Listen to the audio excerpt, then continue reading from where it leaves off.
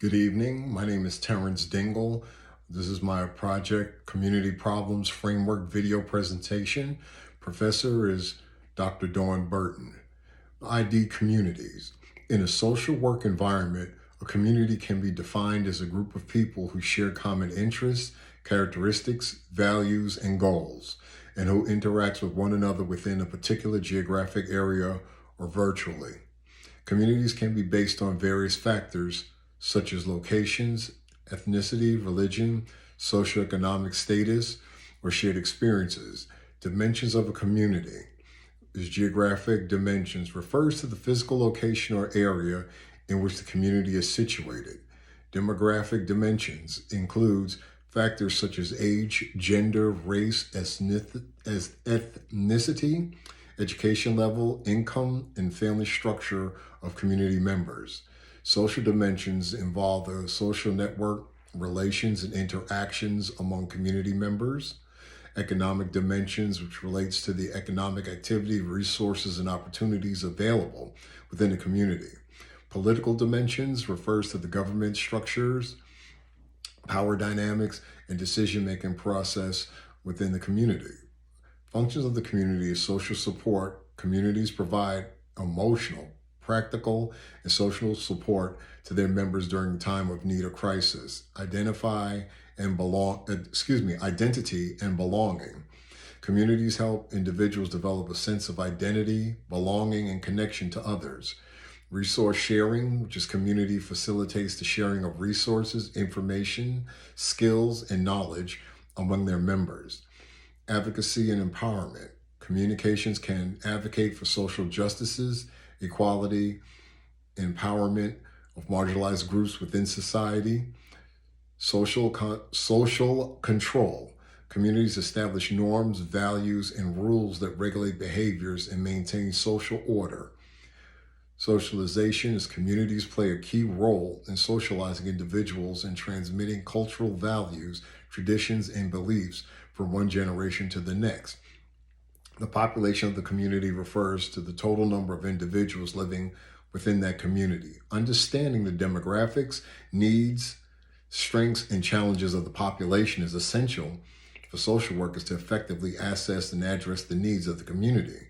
Social workers work with diverse populations within communities to promote social change, enhance well-being, empower individuals and groups to overcome challenges and achieve their full potential. Our community is focused on Springfield Heights, a vibrant blend of residential and commercial areas nestled between Main Street and Pine Avenue.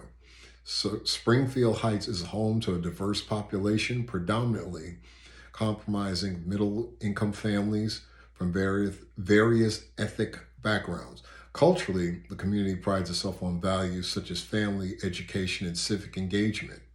These cultural norms foster a sense of unity and shared responsibility among residences. Our understanding of Springfield Heights needs, issues, and problems is informed by various reliable data resources. These include recent census reports, local government publications, and community surveys. Through these sources, we discern prevalent concerns such as the shortage of affordable housing, limited access to healthcare services, and educational disparity within the community. Let's talk about community assets. Social workers' value in the context of community practices guide social workers in their interaction with individuals, families, groups, organizations, and communities. Some key social work values relevant to community practice include social justice. Social workers advocate for fairness, equality, and human rights at both the individual and the systemic level within communities. Respect for diversity. Social workers value and respect the diversity of individuals and communities, including differences in culture, ethnicity, beliefs, and backgrounds. Empowerment.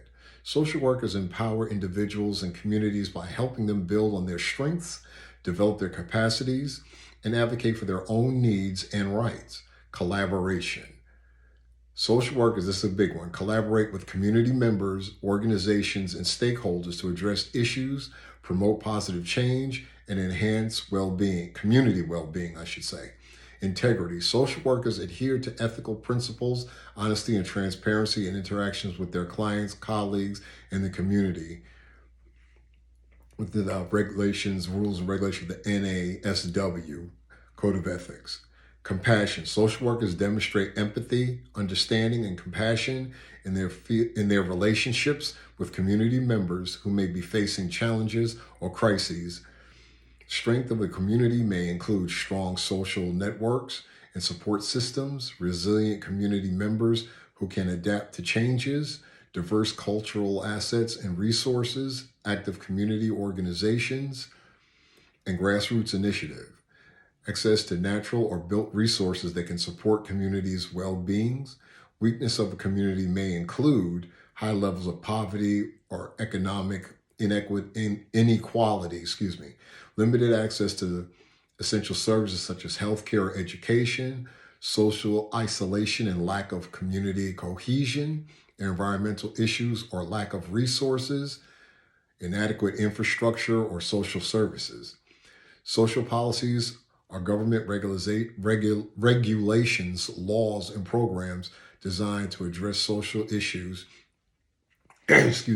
promote social welfare, and support vulnerable populations within communities. Social policies can play a significant role in shaping the well-being of individuals and communities by providing resources, services, and protections. Social workers often work at the intersection of social policy and community practices to advocate for policies that advance social justice, address systemic inequalities, and promote positive change within communities. Social workers may engage in policies, analysis, advocacies, and community organizations to influence social policies that impact communities they serve. By understanding the strengths, weaknesses, and needs of a community, social workers can collaborate with community members, policymakers, and stakeholders to develop and implement effective social policies that address community issues, promote well-being, and enhance social justice. Within Springfield Heights, a rich tapestry of community assets contributes to its resilience and vitality. The community values inclusivity, education, and collaboration, which serves as pillars of strength. Formal leaders include mayors and city council members work alongside influential community figures such as local business owners, and educators to shape the community's trajectory. Additionally, senators representing Springfield Heights advocate for policies that prioritize education, healthcare, and social welfare. However, social policies affecting the community's well-being, such as housing affordability initiatives and healthcare access programs, require careful examination to ensure inequitable outcomes for all residents, Let's talk about structure and capacity. In a community setting, social workers may encounter both formal and informal resources that contribute to the well-being and support of individuals and family. Here's a quick overview of formal and informal resources in the community, along with patterns of influence, control, and service delivery. Formal resources, governmental agencies. These include local, state, and federal government agencies that provide services such as welfare, healthcare, housing assistance, and education. Nonprofit organizations. These often offer specialized services and programs to address specific needs within the community, such as food banks, counseling services, vocational training, and advocacy. Healthcare facilities, hospitals, clinics, mental health centers, and other healthcare facilities provide medical and mental health services to community members. Educational institutions, schools, colleges, and universities offer educational programs, counseling services, and resources for students and families. Social service agencies provide a range of support services, including case management, counseling, financial assistance, and referral to other resources. Informal resources could be family and friends. Informal Support networks of family members, friends, neighbors, and community members can provide emotional support, practical assistance, and social connections. Faith-based organizations such as church, mosques, temples, and other religious institutions that offer support, counseling, community services to their members and the broader community. With the religious, faith-based, we know everybody doesn't get along, but everybody needs to respect each other and respect their boundaries. We live in America where it's a free, your freedom to choose, freedom of speech, religion, practices. So we need to collectively respect each other and their boundaries. Community groups, informal groups, network within the community such as neighborhood associations, parent groups, and support groups provide opportunities for social connection, advocacy, and mutual assistance. Volunteers. These are needed because if you volunteer to do something, you're doing it from your heart. This is something that's a passion for you. So volunteers are very important. Individuals who volunteer their time and skills to support community programs, events, and initiatives play a vital role in addressing community needs and building social capital. Patterns of influence, control, and service delivery in the community may vary based on the type of resources and organizations involved. Some common patterns include centralized control. In some cases, formal resources such as government agencies or large organizations may have centralized control over service delivery, decision-making, and resource allocations within community. Decentralized control. Other times, community-based organizations, grassroots initiatives, or informal networks may have more decentralized control over service deliveries, allowing for greater community involvement and responsiveness to local needs. Collaborative services delivery. Collaboration amongst formal and informal resources can lead to more coordinated, effective service deliveries as different organizations and stakeholders work together to address community needs and leverage their respective strengths.